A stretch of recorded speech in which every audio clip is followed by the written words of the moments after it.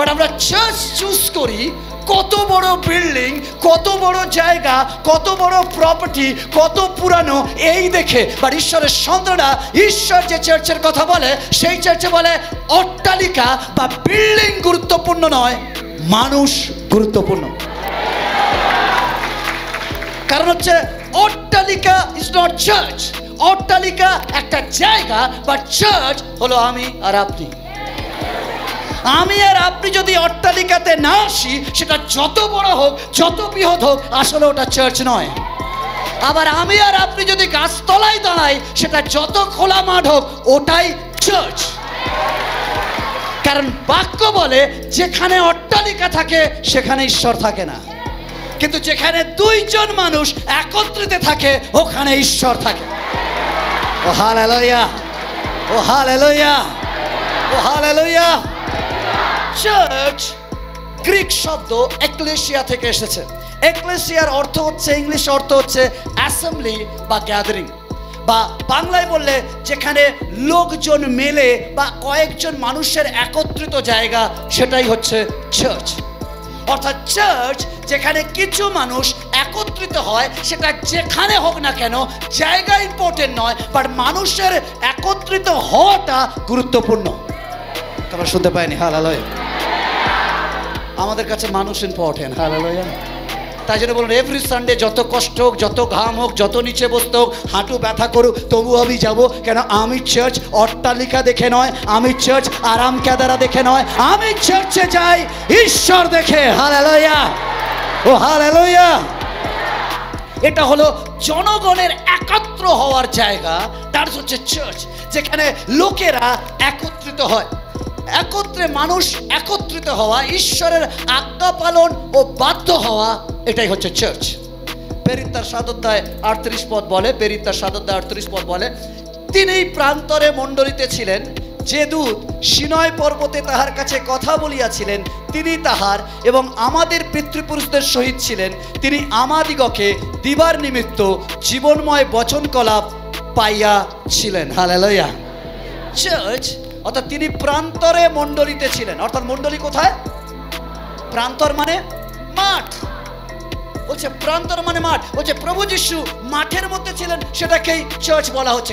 কারণ মানুষ যেখানে একত্রিত হয়, সেটাই হচ্ছে চার্চ। নতুন নিয়মের চার্চ হলো খ্রিস্ট বিশ্বাসীদের একত্র হওয়ার জায়গা, যেখানে পুরো খ্রিস্ট বিশ্বাসী আমরা এক হই, সেই জায়গাটা হলো চার্চ। হালেলুয়া। তাই জন্য সমস্ত মানুষকে শিক্ষা দেওয়া, সেই জায়গায় সমস্ত মানুষকে শিক্ষা দেওয়া এবং যিশুর পথে এগিয়ে চলার জন্য এনকারেজ করা, এটা হলো চার্চের দায়িত্ব। যোহন তার 15 অধ্যায় 19 পদ বলে, যোহন, তোমরা যদি জগতের হইতে, তবে জগৎ আপনার নিজস্ব ভালোবাসিত, কিন্তু তোমরা তো জগতের নও। অনেকে বলে আমরা জগতের নয়, মানে অনেকে বলে, যারা এরকম টিচিং দেন, আমি তাদের জন্য বলছি, তারা মনে করে আমরা জগতের নয় মানে জগৎ যেরকম চশমা পরে আমরা পরবো না, জগৎ যেমন জামা পরে আমি পরবো না, জগৎ যেমন ফাটা জিন্স পরে আমি পরবো না, কেন এটা পরলে আমি জগতের মতো হয়ে গেলাম। বাইবেল এই জগতের কথা বলেন। আপনার কনসেপ্ট চেঞ্জ করুন। আপনার কি পরবেন, কি খাবেন, এটা বাইবেল বলে না। বাইবেল বলছে জগতের মতো নয় মানে জগৎ সমালোচনা করবে, জগৎ মিথ্যা বলবে, জগৎ একে অপরের নিয়ে বদনাম দেবে, বাট আপনি তো জগতের নয়, আপনি টোটালি আলাদা। কারণ আপনার চরিত্র প্রমাণ করবে আপনি এই জগতের না, আপনি ঈশ্বরের। আপনার ক্যারেক্টার প্রমাণ করবে আপনি জগতের নয়, আপনি আলাদা। হালেলুয়া। পোশাক আপনাকে আলাদা করবে না, বাট আপনার চরিত্র, আপনার ক্যারেক্টার, আপনার মেন্টালিটি, আপনার থিঙ্কিং আপনাকে আলাদা করবে অন্যদের থেকে আলাদা। সবাই এই পৃথিবী কি করে বাঁচবো, আমার ঘর, আমার বউ, আমার বাচ্চা, আমার টাকা, আমার নাম, এইভাবে বাঁচবে, বাট আমরা জগতের থেকে আলাদা। আমরা বাঁচবো এই আমার বলে কিছু নেই, যা কিছু আছে আমার প্রভুর, আমার ঈশ্বর। দ্যাট ইজ দ্য জগৎ। বলছে জগতের হইতে, তবে তোমরা জগৎ আপনার নিজস্ব ভালোবাসিত, আমরা জগতের নয়। ভালো প্রশ্ন। যখন আপনি যিশুর ছিলেন না, কল্পনা করে দেখুন, কেউ এসে আপনার ঘরে হুমকি দিতে পারত? কেউ এসে আপনার ঘরের কোনো গান থামাতে পারত? আপনি কি ছেড়ে দিতেন? কল্পনা করে দেখুন, আপনি ছেড়ে দিতেন না। বাট আপনি যেই যিশুর হয়ে যান, আপনার ঘরে এসে কেউ বললেও আপনি নম্র হয়ে যান, বিকজ আপনি আর জগতের নয়, আপনি অলরেডি জগৎ থেকে আলাদা হয়েছে। জগৎ চোখের বদলে চোখ চায়, আর আমরা যারা যিশুর, চোখের বদলে ক্ষমা দিই। লোক বলে হাতের বদলে হাত, চোখের বদলে চোখ, গালাগালির বদলে গালাগালি, বাট আমাদের যিশু শিখিয়েছে আমরা জগতের নয়, আমরা জগৎ থেকে আলাদা। বলছে যদি তুমি জগতের হতে, তাহলে জগৎ তোমাকে ভালোবাসিত, টর্চার করতো না।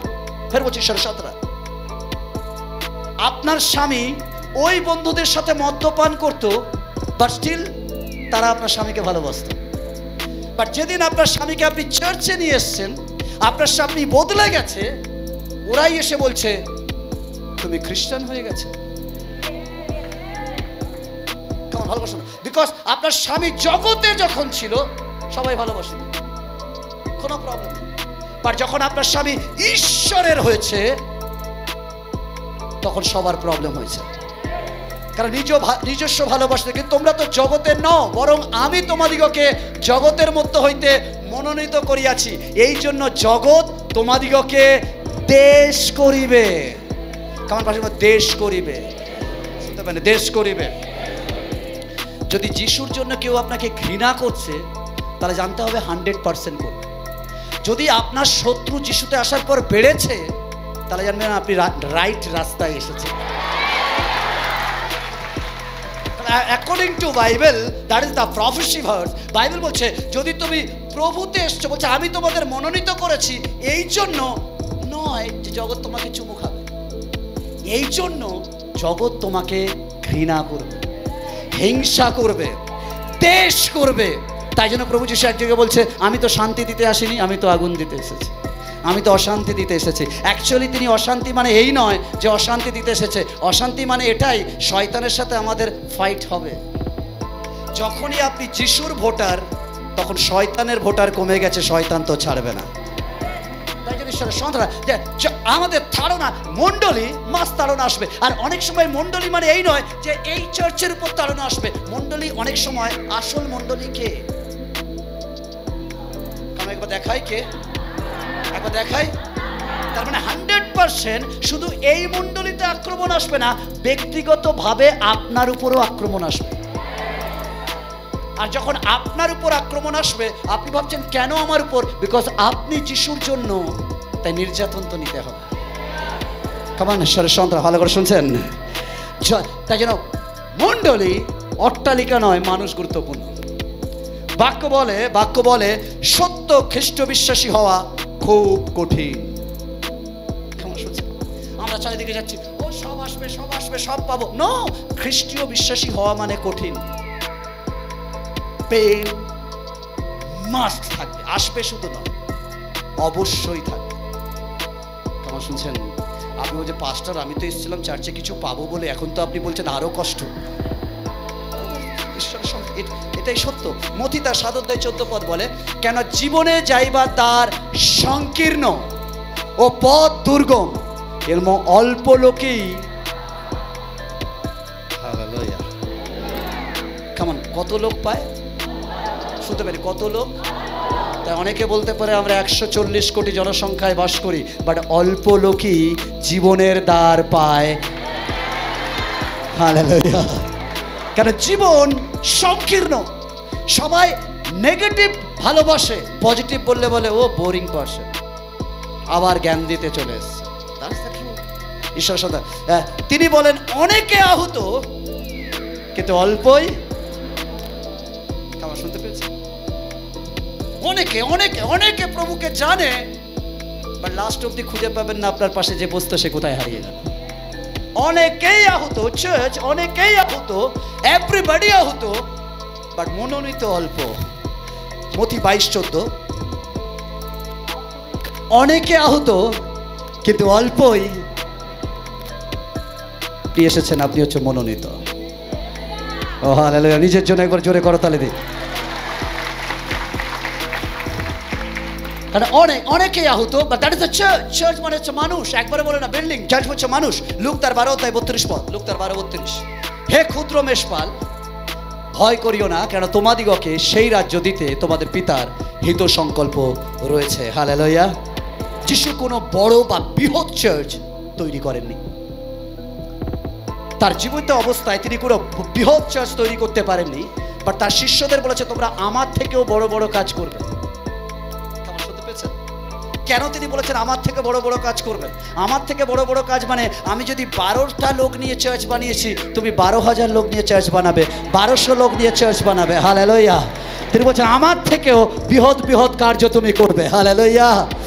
অনেকে আছে তারা আকর্ষিত হন না, কারণ ঈশ্বর মনোনীত না করলে আপনি আসতে পারেন না। তাই আজকের আপনি এখানে এসেছেন অ্যাক্সিডেন্টালি, আপনি এখানে হঠাৎ করে আসেননি। যারা প্রথমবার এসেছেন, ঈশ্বর আপনাকে আকর্ষণ করেছে।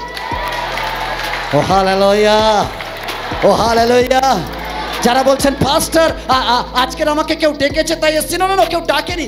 ঈশ্বর আপনাকে চুম্বকের মতো আকর্ষণ করেছে। অলরেডি ঈশ্বর আপনাকে মনোনয়ন দিয়েছে। আপনি টিকে থাকুন, ঈশ্বর আপনার শেষ ফল দেখাবে। কারণ তিনি বলছেন আমি তাহাকে শেষ দিনে উঠাইব। যখন ঈশ্বর আপনাকে ডেকেছে আর আপনি এসছেন, আপনি টিকে থাকুন, লেগে থাকুন, শেষ দিনে যিশু আপনাকে উঠাবে।